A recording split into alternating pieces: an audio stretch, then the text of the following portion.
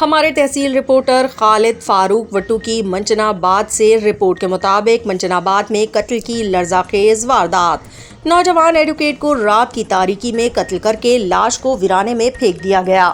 قتل کی واردات نے علاقہ بھر میں خوف و ہراس پیدا کر دیا۔ منچنا آباد کے مشہور و معروف گاؤں بہکا بودلہ کے معزز زمیندار اختر نمبردار کے 14 سال اعلیٰ تعلیم یافتہ خوبرو نوجوان بیٹے محمد مظفر ایڈوکیٹ کو قریبی مقام کالو کا جھال پر قتل کر کے رات کی تاریکی میں سڑک کے کنارے ویرانے میں پھینک دیا گیا۔ الصبح تھانہ منچنا آباد پولیس نے خون آلود لاش کو اپنی کسٹڈی میں لے لیا ہے۔ مزید خصوصی شواہدات حاصل کرنے کے لیے جدید خطوط پر استوار پولیس ٹیم نے جائے وقوع سے ٹیکنیکل مواد اور تصاویر حاصل کر لی ہیں۔